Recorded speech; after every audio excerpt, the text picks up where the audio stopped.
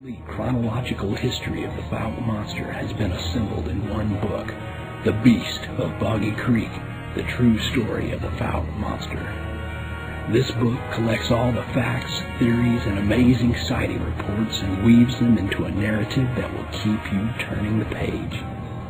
Get your copy today and join me, author Lyle Blackburn, as I explore the history of this fascinating Southern legend. The truth may be stranger than we think. Okay. Hi everybody, welcome to Do You Believe on PTN Networks. I'm your host Noreen, and I have my great co-host with me, Donna Raymond. Co-host. Hi Dee, how you doing? Good, how are you? I'm fine. Fabulous. So tonight everybody, we have a fabulous guest with us. We have Lyle Blackburn. Now, Lyle is a cryptozoologist. He is a UFO hunter and a monster hunter, but he's also a musician. And his band is the Ghoul Town Band. Now, today I was listening to his music. I have to plug his music because his music is awesome. Wonderful. He has a sound like no other. And I listen to the 60s and the 70s, but the music that Lyle does is really awesome. I posted some of his music today on my Facebook page. Oh. So you guys check it out. And he is on YouTube, and it's Lyle Blackburn, and it's also Ghoul Town Band. You've got to check the music out. It's like dark western. And the band's awesome. They've got an awesome sound. But that's not why I brought him on tonight.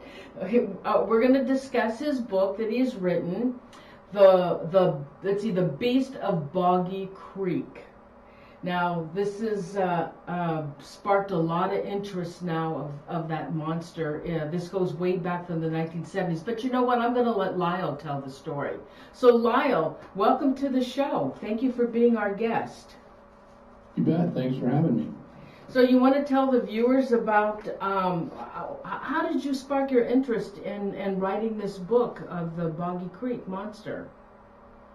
Well, I've always been interested in cryptozoology, unexplained mysteries and monsters. Just for the record, I don't really hunt UFOs. I love that subject, but I'm certainly no expert in that. But I got my hands full with the monsters. Anyway, so... several years ago, I started writing for the horror magazine Rue Morgue, and in doing that, they had me specialize in cryptozoology type creatures since they knew I knew a lot about that. So I started looking around for articles and other things just to kind of pitch some ideas to them. And I always loved the movie The Legend of Boggy Creek, and that all took place in southwest Arkansas, which is close to where I live in Fort Worth, Texas. And so, seeing that as a young kid and having interest in these type of things, it really stuck with me. I always remember the tagline for the movie was a true story. So I thought, it'd be really cool to find out what exactly was true of that, what it was really based on, were the things dramatized in the movie based on real reports, or were they mostly made up, or what, So I just set out starting to research that online, and also went to Fouke, Arkansas, where that took place. And I quickly realized there was a whole lot more to the story than just an article. And realizing that there had been a lot of sightings up until modern times. You had all the aspects of the making of the movie, of what happened to that little town of Fouke because of all this. I thought, man, this would make a perfect book, and I really couldn't believe that nobody had actually written a book on it. I mean, it's mentioned a lot in various Bigfoot books, but nobody had ever really taken the time to research and deliver the whole story. So that's exactly what I did, and I think the response has been amazing. So I think people were waiting for this book in a way. Now, I did go on your website, and I saw some of the pictures that you had posted, and you had posted the original house of Elizabeth and Bob Ford. Is that house still standing, and are they still alive? No, the house is gone now. it was torn down. I mean, I've been to the site where it was located, but it's been torn down for quite a few years. Bobby Ford is no longer alive. I don't know the whereabouts of Elizabeth or Don or any of the others, but I'm almost 100% sure that Bobby passed away. That's what people have told me. So can we go back, since I'm assuming people don't know who that is, can we go back to who they are and then who this monster is? What is this monster, and what's the whole big legend about? I mean, I remember the Legend of Boggy Creek. It scared the crap out of me. And can I say crap? And You can.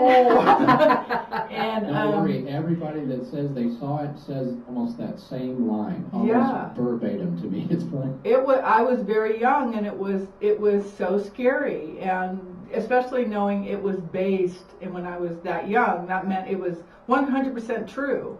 So let's go back to what is this monster and what happened.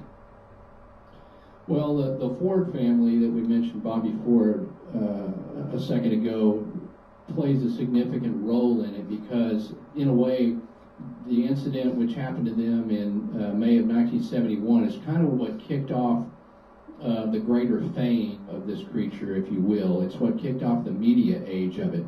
Now, there had been sightings prior to that were known among the locals, and I dated sightings back to the early 1900s in the area. However, in the case of the Fords, they moved into a rent house in Fouke, Arkansas, which is located in the southwest corner. It's kind of a swampy backwoods bayou kind of area. It's close to the metropolitan area of Texarkana. However, it still sits in a remote area out there near the Sulphur River Bottoms. So the Fords moved into the rent house and had lived there only a week or so before they started hearing some strange things and seeing what they believed to be a strange creature prowling around the house and up on the porch. And this is dramatized in the movie Legend of Boggy Creek, if anybody's seen it. I mean, didn't go exactly like that, but essentially one night the guys were away and the creature stuck its hairy hand or paw in the window, and this is what they reported. And this all culminated in a Saturday night when the guys decided to confront the creature, and they went out basically on the porch and commenced to shooting, as one may do in those times. And they took about 7 shots at it, and you know, it was dark. They're trying to see what they're doing, and they fully believed that they were confronting a 7-foot-tall, hairy, man-like creature. In the ruckus, the younger brother Bobby decided he'd had enough of it. He was heading back up towards the house, and this house, and you can see the photo on my website. It kind of sits up a little bit. It had a little ladder that went up to the porch, and as he tried to get back up the ladder, he believed and claims that he was attacked by this creature, and this resulted in him being scratched up. He was frightened so bad that he nearly jumped through the front door. At that time, the Ford family and the other family living there, the Taylors, put him in the car and drove him to the Texarkana Hospital, where he was treated for minor injuries and shock. But basically, the doctor there said that, you know, this guy was truly frightened. Something he believes something has attacked him, you know, and it was legitimate case. He wasn't making this up. And so a doctor called one of the reporters in the area and said, "Hey man, I got this guy down here who says he's been attacked by a hairy monster. You know, you really ought to go check it out." So the following day, the reporters went on the scene. Of course, the sheriff is there, and a lot of people looking into what really happened. So that's kind of how it got in the media. It was printed in the newspaper. And back then, when they printed stuff in the newspaper, it wasn't in a cynical way. I mean, they just literally, the headline just says, "Hairy Monster Attacks Fouke Family." And they just told what the people said. So as you can imagine, this caused a total frenzy in the media, and it just kind of snowballed from there. There was some other sightings that occurred in conjunction with that, with some more even respected citizens of the area. Some police officers saw it, and so that kind of led to, to the creature kind of having a regional fame and led to the movie, etc. So Lyle, this Boggy Creek monster, he stays in the swamps, or is he Bigfoot? Well, I mean, the descriptions of the creature, fit your basic Sasquatch type descriptions. I mean, tall, large, covered in hair, the colors could be dark brown to reddish. Often the witnesses say he has a foul odor. So, just kind of extrapolating from there, you could assume that this is Bigfoot creature or related thereof. And since Fouke in that area, and especially a little community called Jonesville, where the creature had been seen a lot in the 60s and 50s, that really just backs up to a uninhabitable and remote swampy area in the Sulphur River Bottoms. And even today, it's very sparsely populated out there because it's just kind of a swampy area. You just really can't do much as far as development. So, theoretically, the creature could and would live in this swampy area, and I guess occasionally he would make his way up Boggy Creek, which kind of leads out of the Sulphur River Bottoms and gets near the town of Fouke. So when this monster came to the Ford's home, he came all the way up to the step and to the window, right? And he put through so that's all true? That's all true. That's all true. But he wasn't gonna. Did they feel threatened that he was gonna do them some kind of harm? Do you know? Yeah, definitely. They felt threatened by it. They would move from room to room. They had a little dog, and they felt that the creature was kind of following their movements. It would be outside the window in whatever room they were in. And they certainly felt threatened. They didn't have any guns, but they had to borrow a shotgun from the landlord, to protect themselves. And being new to the area, they had never heard of the thing, so they really never didn't have any idea of what they may be confronting. So he had shot the gun at him, but and scared this monster off. How many times did that monster come back to visit the Ford family? Well, prior to the shooting, it had visited basically a total of 3 nights. So was it 3 consecutive nights that it was hanging out? Yes. So that's kind of different than the accounts you hear of Bigfoot. I mean, they don't seem to go near houses. Is it just that the houses are so far out that these people are kind of in its territory? Yeah, totally. I mean, back then, these houses just, and even a lot of them now, they literally back up to the woods. So, even near proximity to the main street, people have seen cougars and other wildlife that, you wouldn't think you would see that close to any houses, but they certainly have. And this creature, if it's real, apparently, made a few excursions toward houses at that time. But it's literally, especially back in the 70s and 60s, it was a remote area. So it's not surprising at all.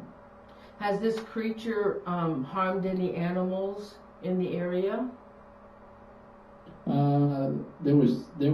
He was blamed for some of that. I mean, there was some hogs killed and some chickens and things, and of course, in all these cases, even in Bigfoot reports, and there certainly have been Bigfoot reports where people have seen it outside their homes in rural areas, but yeah, it was blamed for the death of livestock, but there was no proof or really any link. It was just sort of an assumption. But following the Ford incident, about 3 weeks later, a well-respected family saw the creature run across Highway 71, close to Boggy Creek, and following that, there was another sighting. So it just kind of progressed from there after the fords. So how many sightings have they had since 71 until now? Is anybody keeping track of that? Well, I researched all the sightings I could possibly find in the area total that were in a 50-mile radius. And I found almost 100 that span from, the earliest one I have is 1910. So, and then they kind of, as more people moved to the area, the sightings tended to multiply. You know, back in the early 1900s, there really wasn't a lot of people. And of course, they could have seen it, but where would they report it? I mean, there's the newspapers aren't reporting. There's no TV or internet, so you know, you can almost imagine that more people may have seen it, but it just never made it into any kind of record that I could ever find. Are there groups out there hunting, looking for this creature? The Fouke Monster, specifically, or? Yeah, right. Yeah. There's Bigfoot research groups, you know, in the Texas and Oklahoma and Arkansas, Louisiana area, and certainly this is sort of the Mecca, a hot spot, and many of these groups have gone up there and done investigations and research and have camped out in those areas. You know, myself, I've been out there. We've done canoe trips down the Sulphur River, been out in the Mercer Bayou area and things like that. So we've looked around ourselves. So it's certainly something that big researchers know of and have frequented. Has anybody gotten any evidence, like footprints or samples of hair? There's been some footprints. I mean, there was a famous footprint cast back in 1971, about a month after the Ford incident, and you know, I talk about that in the book. I found a guy who had a 5-toed print that he found in about 2004, and I show a picture of that in my book. So there are footprint casts that have been associated with the creature. I don't know of anybody that has any hair, and there's been no photos. There's been rumors of photos and, you know, photos that got deleted and things, but I've never actually seen one. So unfortunately, we don't have a lot of physical evidence in this particular case. So you still keep active on searching for the Boggy Creek Monster? Yeah, definitely. I mean, as much as I can. I like the area, and I think it's a promising area, and I know a lot of the locals, and so we go up there as we can. You know, I mean, I do other research, and I'm researching another book right now, so I kind of have to, you know, move out to other areas for that. But certainly, it's kind of my, you know, my home spot, and I like to keep up on any of the latest Fouke Monster evidence or sightings. So has anybody else in that Boggy Creek area been threatened at all by the monster? There's reports, I mean, historical reports, and I mean, these were kind of played up in the movie The Legend of Boggy Creek. You know, you got some people shooting at the creature and things that they kind of play in the movie, and those certainly were real reports that are sort of the classic and vintage reports where people, you know, feel that the monster was acting aggressively or they act aggressively back. As far as recent sightings, there's not really anywhere it portrayed the monster as aggressive. A lot of these are just very brief. It's walking across the road, or it's, you know, being seen by a hunter or somebody driving down one of the county roads. So at those times it wasn't doing anything except just sort of getting seen when it probably didn't want to, you know. Do you think there's more than just one? Everybody says the monster. Do you think there's a bunch? It's such a big area. I'm amazed at how big and how long that the river and the waters run all the way back there. There could be 100 of them, and maybe you're seeing one. Well, I mean, logically, there would have to be a small population of some sort. I mean, you know, withholding the scenario where it was a chimp that escaped, a pet chimp or something, and now there's one and people see it, which I don't believe is the explanation for it. If it is some sort of an unknown creature, certainly there has to be a population of them, and sure, there could be hundreds that live back in those woods that nobody ever sees. I mean, they're fast and they're experts that survive and evade, you would assume. So that would have to be the real possibility. You have to be like any other animal, in a breeding population and all that. So, I mean, this is the whole conundrum of Bigfoot research in general. I mean, these are the same kind of questions, but, it's funny that we call him the monster. And it sounds cool. Yeah. It kind of makes him an icon in some way, but in reality, no, this is just one of many, if it's real. Why all the excitement? I mean, there's been Bigfoot sightings all over the place in other countries. Why why did this phenomenon get so much attention back in the 70s? What made it so amazing? Well, it just kind of, everything came together at the right time.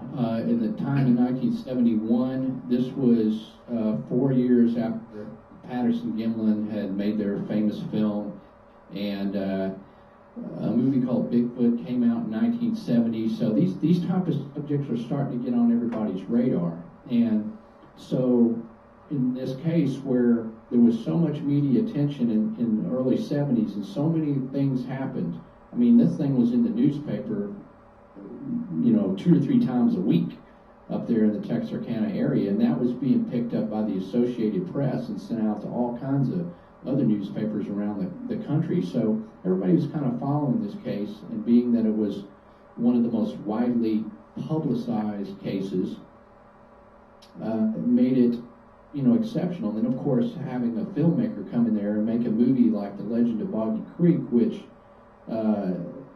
was a feat unto itself, and an amazing thing, because he made that movie for $160,000, and it went on to be a huge blockbuster hit in the drive-ins and theaters, and made $25 million. Oh my God! There's not many Bigfoot cases that you can say resulted in a blockbuster film, and it's simply, that's what it was. So you had, once that film came out, you had people coming from all over the country, even overseas, coming down there to Fouke just to see the area because they loved the movie. It scared them, and this kind of thing attracts people, and people still go down there today. It's just such a mystique surrounding Boggy Creek Monster. How do the people there like it when like groups show up and people start showing up? Are they happy? Are they like go away? Well, you had some that were sort of enterprising, and they would make the best of it by creating some souvenirs, or if they owned the cafe, they would, make a Boggy Creek Monster sandwich, and, they were making a lot of money on it. Now, you had a lot of people who, they were getting the people who were traipsing across their property, trespassing. I talked to a girl who lived down there right on Boggy Creek, and she said back in the 70s, they would get up, they would look out, and there'd be people just camped out on their front lawn. And they'd go out there and say, what are you doing, you're on our property. And they'd be like, we're looking for the binoculars. She's like they're going to see it because there's people running everywhere. This monster, or this creature, he's run away into the woods. So it was just a crazy thing that people cannot imagine. That's really what. So certainly the people in town were frustrated by this, and it resulted in property damage and all kinds of stuff. That's too bad. I'm surprised they don't have a museum for the Boggy Creek Monster. Well, there's a place called the Monster Mart there, which is a convenience store, but they have a kind of a side room where they've dedicated to some memorabilia and souvenirs and stuff for the Fouke Monster. So, it's certainly a place to visit. And if you go down there, if you go down there to sit around and have coffee, it's not 10 minutes before you hear somebody mention the Fouke Monster. It is just ingrained in the culture of that town. Wow. So are there still homes built along that marsh then? The swamp? It's a lot more developed now than it was. A lot of it is given way to farming plots, and they built a larger highway that runs through there. So you have development. I mean, on Boggy Creek itself, you do have a lot of newer homes. You know, I mean, Fouke has a population of 800 people today. It had 500 back in the 70s, so it's really not grown a whole lot, but there's certainly a lot more houses and things up there. And if you kind of plot out the sightings on a map over the years, you kind of see that in general, the sightings have just sort of moved back into the more remote areas. You're not going to see it run across Highway 71 as much now as you may have in the 60s, you know. Did they fear the Boggy Creek Monster? No, I think the people who actually live there don't. I mean, those, you know, I think people who don't kind of, you know, your imagination can kind of, you know, run wild. But I mean, you actually lived in the town. I mean, you heard of this all your life, you know. Right. I mean, you know, if you're out hunting, you may be looking over your shoulders, but I don't think there's any kind of a major fear of it or anything like that. Well, they probably look at it like they would a mountain lion or any kind of like big animal that, you know, could be dangerous. I'm assuming that. But you know what? Why did that Bigfoot come back 3 nights consecutively to the Ford family? Why do you think he did that? One of the women. Taking the women away. No. That's one good theory. Well, I have in my book, I printed a letter from Elizabeth Ford that she wrote to the Texarkana Gazette, kind of setting the record straight on what was portrayed in the movie and what really happened. And she was like, oh, that was all wrong, or that didn't, you know, that wasn't what took place. But I mean, it's funny because bottom line is, you know, I don't care what sequence it happened. This is what happened. She and the family still believe some unknown creature visited them. And one of her theories was that it was after her dog, because, you know, if they moved into other rooms, the dog moved in there, and it, you know, that was kind of one of their theories, that maybe it was curious about the dog. So who knows? So what was his MO? He would come up to the porch, and how did they discover that he was there? Oh, because you said he put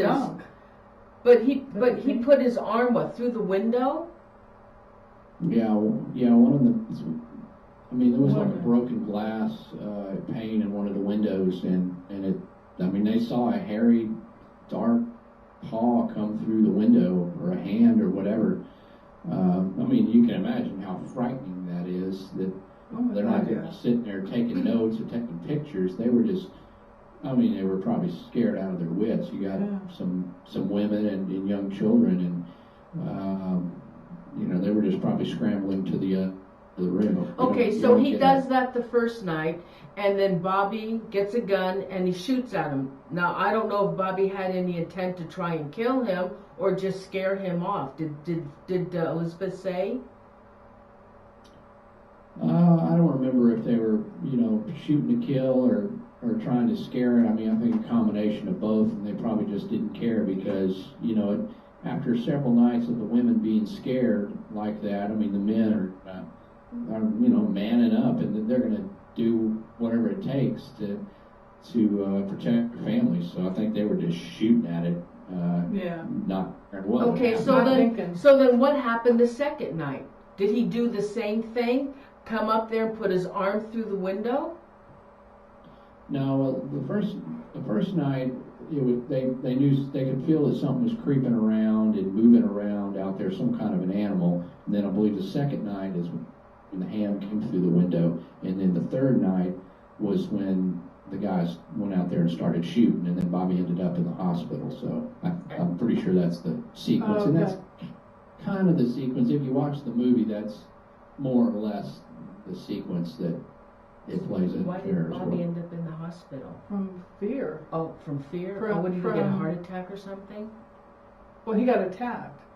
When he was going back to the house after the shooting, he was trying to crawl up to the porch and nearly jumped through the front door because he was attacked by the creature, or so he thought, and they took him to the hospital.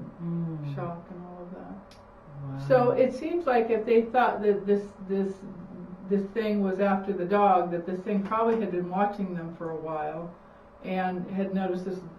Was the dog little or medium, or I don't know. was dinner? Yeah.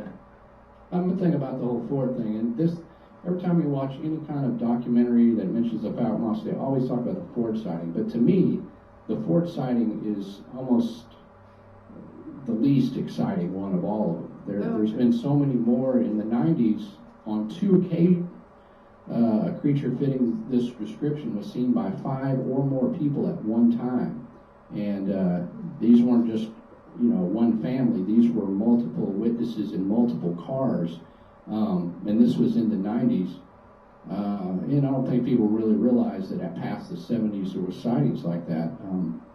And I interviewed, there was a great sighting from 1981, which one of the residents of this little community called Jonesville, which is near Fouke and even in a more remote area, this young man saw the creature walking by as he was fishing in a pond near their house. And I talked to this guy on the phone. This was a case where it was recent enough where I could actually speak to the witness, rather than the Fords. I'm all having to go by newspapers and letters, but there's these cases where I was able to talk to the witness, so you can really get a feel from their voice and what they're telling you about whether, it's true. And then, I came away with it. They definitely saw something. I'm not sure what it is, but they do believe they saw something. And, like I said, my book details all these sightings. They're just kind of mind-blowing to imagine this creature being seen that many times down there. So the people have no problem admitting seeing the monster or the Sasquatch, whatever? Well, some. I'm sure there's plenty of people that have had sightings that never came forward or told anyone. Because, that carries a certain stigma, people thinking you're crazy or joking, bugging you and teasing you and stuff. And there was a couple of witnesses that I had to kind of convince that I'm writing a serious treatment on this. I'm just telling their words. I'm not trying to make a judgment as to whether they're truth or what. I'm doing my best to document what's been seen. I'm not going to make fun of them. And so there's always that case where people may not want to come forward when you see something strange like this. Has any of them had any close encounters with the ape-man? Close encounters? Like closer up. Maybe some people have seen him walk by, but what about closer encounters? There was one famous sighting from 1965 in the Jonesville area, again by this young man named Lynn Crabtree, and his father Smokey Crabtree is quite connected with this whole story, and he was in the Legend of Boggy Creek movie, well known among Bigfoot researchers. But his son was squirrel hunting out on their property, and they had a lake on their property. It was quite big, and he was kind of sitting down one evening by a tree, and he heard some horses coming over the ridge, and there was wild horses that ran around down there, so he didn't think much of it, but he heard kind of a strange squealing noise. He thought, well, that's strange. Is that the dog, So he kind of gets up to take a look, and the horses run out into the lake, which seemed odd, like they were frightened. And as he stood up and looked over there, he could see this all hairy, man-like creature courted. And of course, at this point, he knew that's why the horses were scared. And it kept walking toward him, and he raised the gun, sort of in a warning. You figure if it's a human, it would kind of realize at this point you got a 20-gauge shotgun pointed at you. You better say something. And he said, stop or I'll shoot. And the thing kept coming, so he took 3 shots and ran back towards the house. So he was probably about 30 feet away from it, as he describes. And so that was an early incident that it never really made the papers until later, but it's a well-known Bigfoot incident. And his description like everybody else's description of Bigfoot? Yeah, he had a little more of a description. He said that he could tell that the skin on the face was kind of a dark brownish. It kind of had a flat nose, its hair was, maybe shaggy all over, but it had hair that hung down over its eyes, and that's the way he described it. It almost kind of sounds like somewhat like a feral human, but not a human. He used terms of ape man, so it's really a spooky thing. Did he say he was real tall, and did he have an odor to him as well? He said it was taller than your average human. I don't recall him mentioning the odor or not. Yeah, he definitely said it was tall, but not in gigantic proportions. Have Bigfoot sightings, people claim 9 or 10 feet. Generally, the Fouke Monster is described as maybe being 7 feet on average. So he shot at him and he kept running, and so the man ran. Did Bigfoot run after him? No, he doesn't really know. He ran back to the house, and that's the last they ever saw him. Well, I guess that's one good sign that Bigfoot doesn't chase after you. Thank No, God. but he didn't stop. He seemed to be coming closer. I'm assuming then that he didn't understand the gun part, and once he shot and ran, he got the gun part. Yes, certainly. By all assumptions, it was not a human, and so that's why the young man fired and took off running. They came back following that. They came down there to see if they could find any evidence, and they didn't find any blood or any evidence that the creature had actually been hit. So apparently he missed. Wow. Which, Poor shot. And that's kind of a weird thing. He was out there hunting squirrels. You got to be a pretty darn good shot to hunt squirrels. And this kid had grown up in the bayou. They actually had to shoot squirrels to eat. This was part of the way they lived, and so he could certainly have hit a squirrel. But I can imagine. I hunted when I was that age in my teens, and I'm sure if I would have come across something like this, I don't know how well my aim would be. It would be more like, I'm getting out of here. I'm not going to sit here and take too much time to be aiming at that thing that close. So, there's a number of reasons why I could have missed. Oh yeah, well you figure you're going after a squirrel. Squirrels aren't scary, so you're somewhat calm, other than what you're paying attention to. But when you have this huge thing that you've never seen before coming towards you and not stopping, you're not aiming. You're just like firing and then running. The adrenaline must have been crazy for this kid. Yeah. I wonder. He's using 20 gauge rounds, which are great for a squirrel. But in some cases, in the right conditions, an animal that has thick skin and matted hair, those may not penetrate as well as you would think. So it's not really the right. I would, if I'm going to hunt bears, I'm not taking a 20 gauge shotgun, or whatever, a hog. So he didn't have the right ammunition. So there's another thing you could say. But one thing you say about the young man, he was well respected in the community and not one to make up tall tales. And that's why the community at that time took it so seriously. His father Smokey organized some hunts and they tried to track this thing. They took it very seriously, and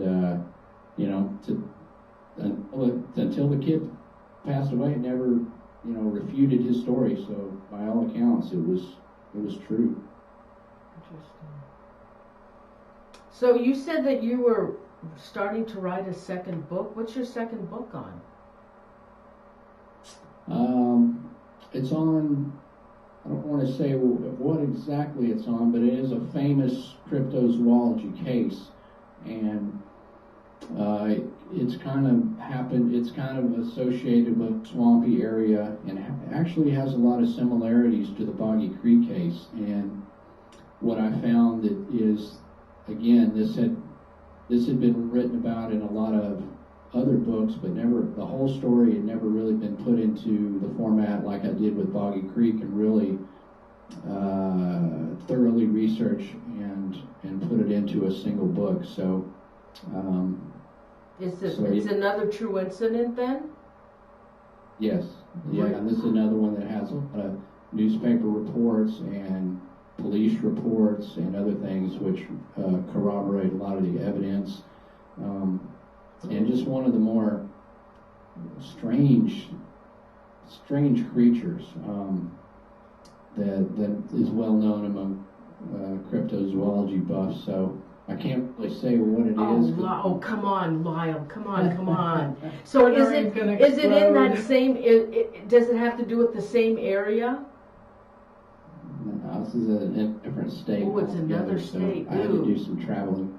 So do Ooh. you think that as we humans are spreading out in the world and we're taking up more space and cutting back more trees, that we're going to be seeing more of these cryptozoological beings that we've never seen before? We're going to see more and more cases. It's possible. There's nowhere for them to go, it seems, unless they are interdimensional. What do you think about them being interdimensional? I don't have any proof of that. You know, I just kind of start at the ground level and assume they're some sort of undocumented animal. I mean, you know, certainly there's a lot of theories to that, but you know, I don't really know of any other interdimensional animals. So I'm just going to assume this is, you know, some sort of an ape-like creature that has thus far been undiscovered. Are they making another movie out of this? They're constantly making movies about this. Did you see something? They're well, doing. Go ahead. Well, I mean, they made one a couple of years ago called Boggy Creek, but it doesn't have anything to do with the Fouke Monster. It just took the title, and it's a Bigfoot movie, but it's totally different. There was a movie called The Legacy of Boggy Creek that claimed to be some sort of a sequel, but no. There's been rumors that somebody was going to remake the movie, but I don't know where that stands. There's a lot of legal issues with the ownership of the movie. I know very well the original producer of the film and the Charles family, so I don't know if anybody will ever remake it. Oh, I don't think they should. I think the first one was just perfect. Yeah, but you know they're always doing Oh, it's remakes ridiculous. and Boggy Creek 2 and 3 and all that, you know. The first one was the best. Yeah. There was no computer-generated Bigfoot. It was all just like, it's kind of like the very first Blair Witch almost. Well, the Blair Witch directors flat out said we wanted to make a movie like the Legend of Boggy Creek. I mean, that's well known, and I mean the movie The Legend of Boggy Creek is very influential. I mean, it's almost got kind of docudrama found footage type of film. I mean, it's a Charles Pierce is a pioneer in so many ways, and really in my book I have a whole chapter dedicated to the making of the movie, how he did it. It's really just fascinating, and you kind of read it now, you know, well, wow, how did he do that back then? Because, you know, I can name you 12 people directing a homemade zombie movie right now, but you know, they got a HD camera that are fairly affordable, and they got a desktop editor on their computer. This can be done, but back in 1971 to make what is kind of a homemade film was a hard prospect, and then to have it go into the theaters and make $25 million is just unheard of. Well, I think that was the whole thing, is that it seemed like it was somebody's home movie you were watching. I mean, that's what made it so real. And they must have used some of the locals, because the actors, as I remember, just seemed like they were just people from there. You didn't think they were actors. You thought these were people that they were talking to. They were locals. That's what he did. He went down and just had them, you know, volunteers just reenact scenes or do things like that, and then they just kind of overdub the dialogue. So in some cases, a few of the roles they had actors, but yeah, most of it was just literally the Fouke residents, and in a lot of cases, it was the actual people who had reported the sightings. Wow. So it did. It felt real. And I remember watching it when I was a kid, thinking, "Wow, how did they have a film camera there at the same time this lady saw it?" I couldn't compute that in my brain, you know, because it was so real. And that's what made it so scary. You know? Yeah. Oh, it was fabulous. Love that movie. And such an influence on cryptozoologists today. I mean, if you talk to most cryptozoologists over a certain age, every single one of them will say the Legend of Boggy Creek is one of my main influences for pursuing this type of interest. So, you know, it has a lasting effect on anybody who's into this type of thing, you know.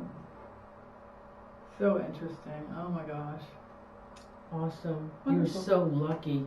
Now, how far do you live from that area? You're in Texas, right? You're just like right next to it, aren't you? I'm 3 hours away. Oh, 3 hours away. Well, everything in Texas is 3 hours. It I is. got 3 hours to get to the grocery store. That's the desert plains. But no. Yeah, it's. I live in Dallas-Fort Worth area, so it's just across the border to Arkansas, which is 3 hours. So.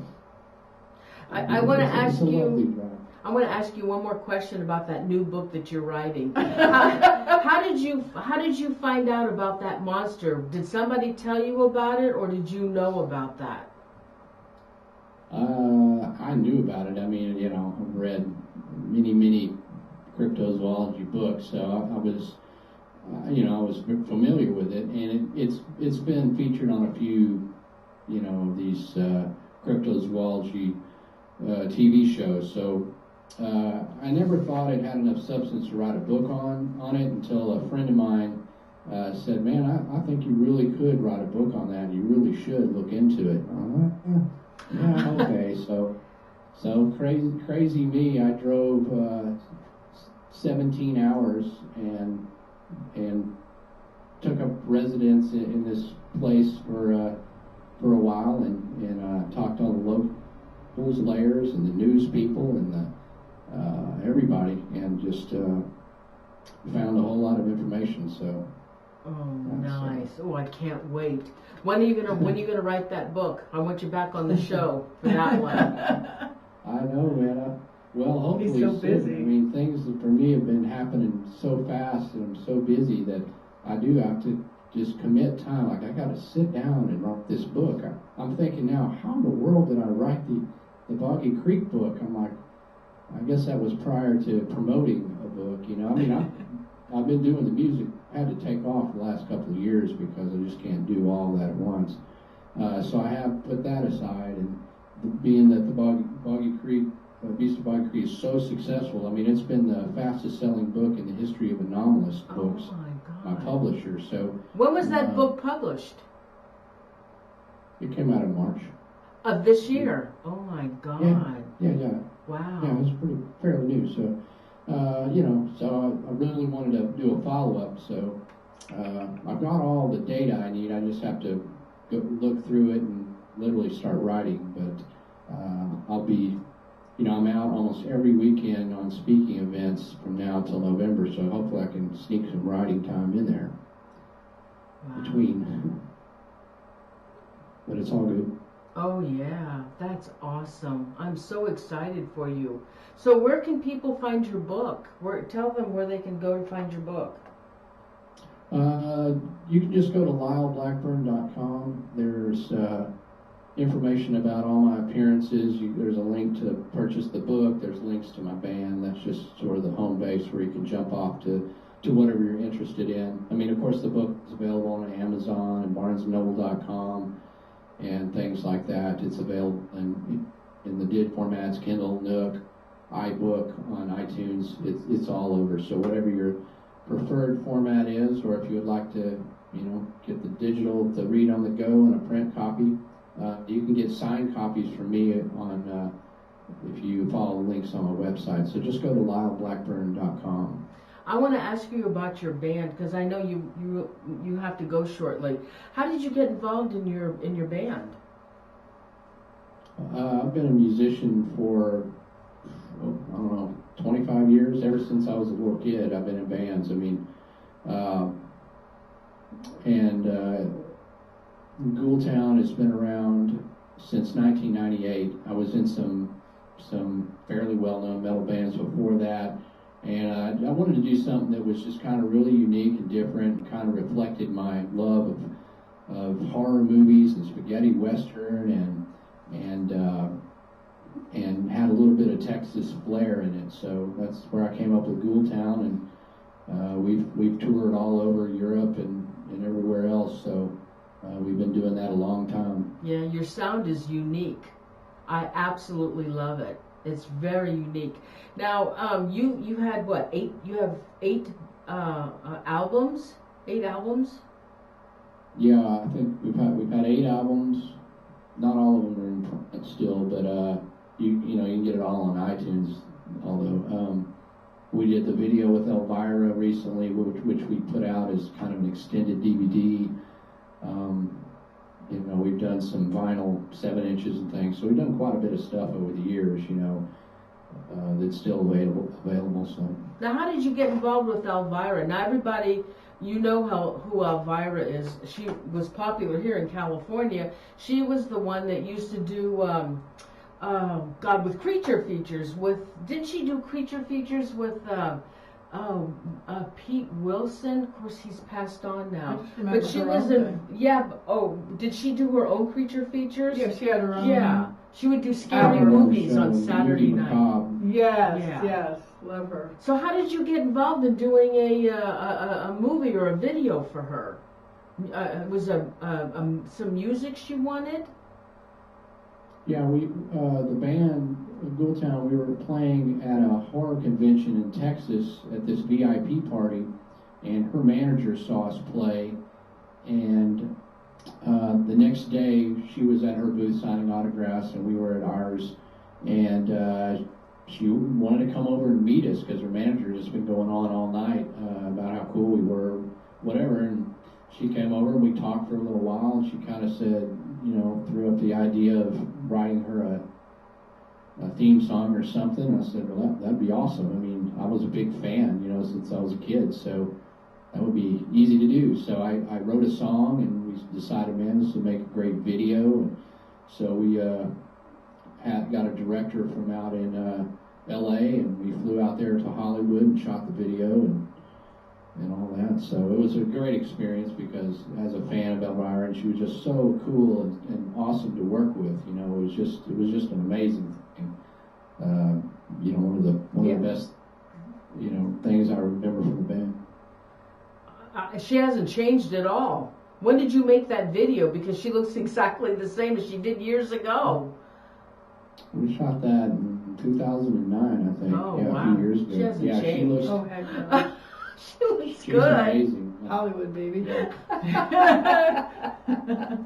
does look good. She's just, really, really great person. Is there anything else you'd like to say about your book, Lyle?